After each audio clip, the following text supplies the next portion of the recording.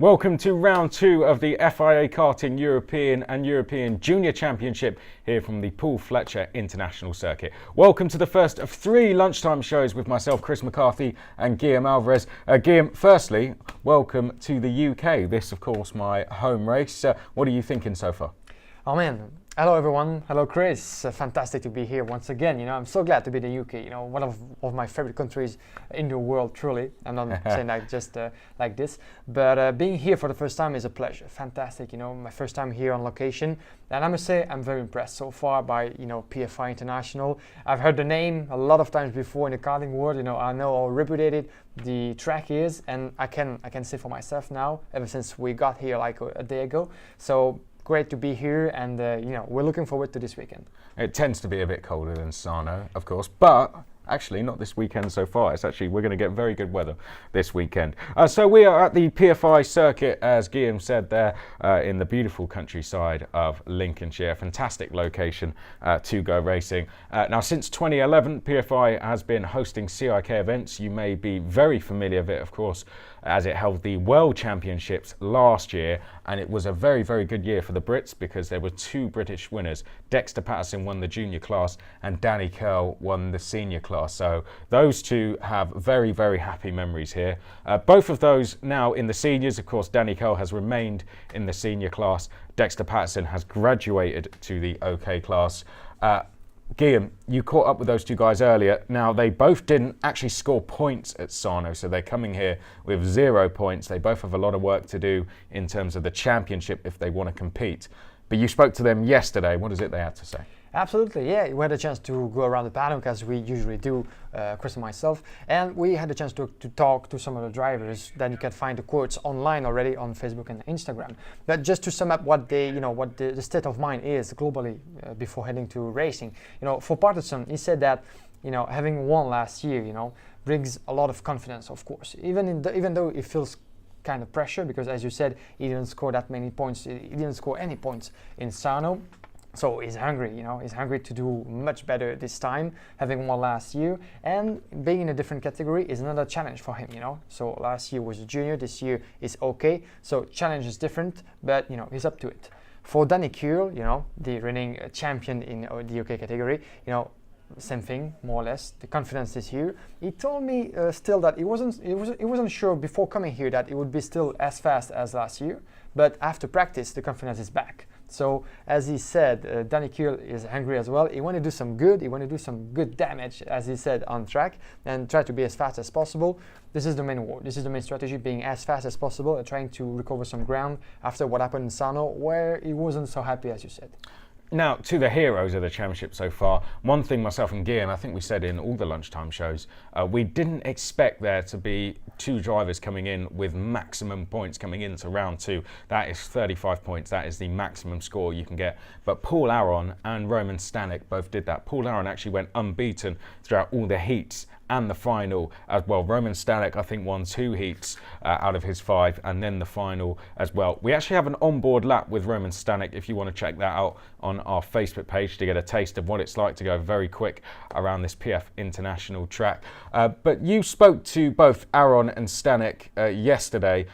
They've got to be feeling confident coming into this. Of course, the pressure is off of them now. They've got very, very good points already under their belts. Of course, only 3 rounds remaining in the championship, including this one. So already they're very, very strong title contenders. I guess for them, mindsets potentially have now changed coming into this.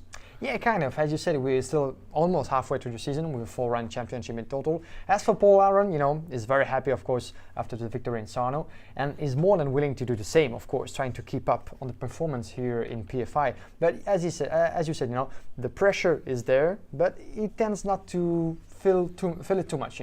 He doesn't want to, to be too much under pressure. So he says, if I finish in the top 3 at the end of the weekend, I'll be happy anyway. So I think the strategy for both Aron and Stanek will be to try to score as many points as possible, just to keep on building the confidence for the rest of the championship, because one win is one thing, but each track, each layout being different from the other. This is one new challenge every weekend, So maybe they won't be as competitive or, as lucky as they were in Sarno this time, but who knows?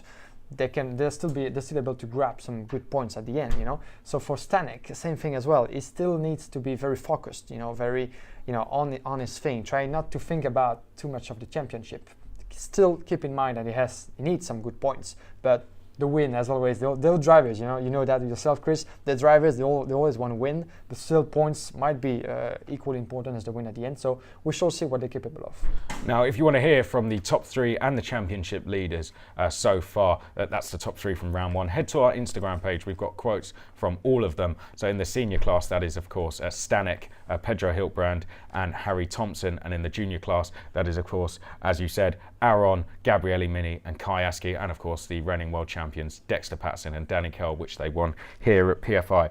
A brutal championship format, as we said there. The top 10 after the qualifying heats score points, 10 points going to pole position, 1 point to 10th, and then the top 15 score points in the final. Qualifying's critical. We learnt that at Sarno. We've got, let's see, 69 in the OK class, 72 in the junior class. Qualifying is critical.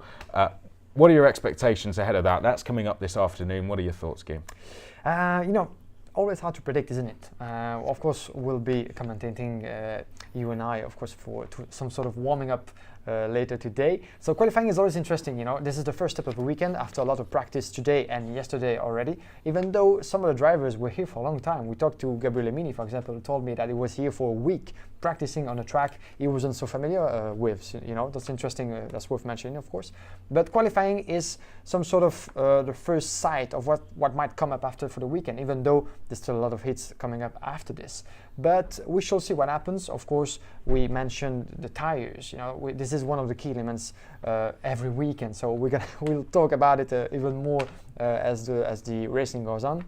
But we shall see with one set of tires, as we know drivers are only allowed to have 2 sets for qualifying heat and the final. So we shall see, how things go in this first qualifying session of the weekend. Yeah.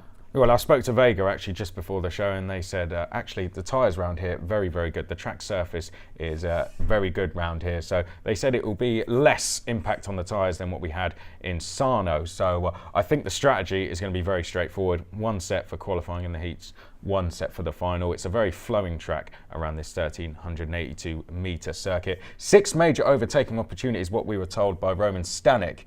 Firstly, around the first part of the circuit, there are around 3 overtaking opportunities there, 2 at the hairpins, and then 1 through the Mike Wilson complex at the end. Thanks to Kart Sim, Guillaume Alvarez and me both got to do some laps. Now, we're going to actually be having a little race later. The Kart Sim guys are set up here this weekend, so if you're happening to be here at PF International, come down, have a go, and see how you get on in comparison to the drivers. Guillaume, I've driven this track, I've raced around this track. What did you think getting on this sim? Myself, I never had a chance to run this track properly. We had a good track walk already this weekend. It was nice to be on location, of course, and to, with your experience and advice, to see, what kind of corners that we have, what kind of layout that we have. But we had the chance already to have some practice on simulator. That was nice. The layout is impressive, especially the first 3 corners. This is maybe one of the parts of the track you might want to keep an eye on, especially after the start. You have 3 corners that are so fast, just full speed in those 3 corners, and then hit the brakes for the first hairpin of the track. Then the third part, the last one before the finish line, is maybe the most technical one, I think. But I think it was, a point of view shared by some of the drivers we talked to. So yeah, you got a lot of different challenges around this track. As you said, 6 opportunities, points in this track. So kind of impressive, but very, very fast indeed. Well, let's talk about some drivers who have some work to do, drivers who had an unfortunate first round. These are just a few names of many, really. Of course, in this kind of championship, you're going to get a lot. Nicholas Nielsen, Lorenzo Travasanuto, who flipped over, Gabriel Bortoletto as well. I think didn't score as many points as he would have hoped for. And Hadrian David had a horrendous time during the heats, the French driver at round 1. So he has a lot of work to do. As for the locals, the one to watch out for, we got the likes of Taylor Barnard, Callum Bradshaw as well.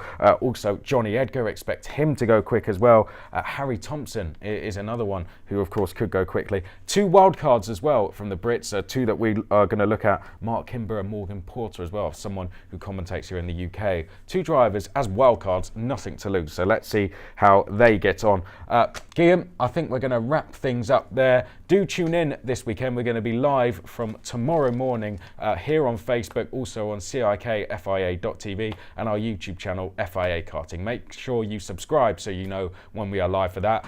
Before then, though, of course, we've got our evening review after qualifying this afternoon, so do tune in to hear the full story from qualifying. But for myself, Chris McCarthy and Guillaume Alvarez, that is all from our first lunchtime show. Thank you for tuning in.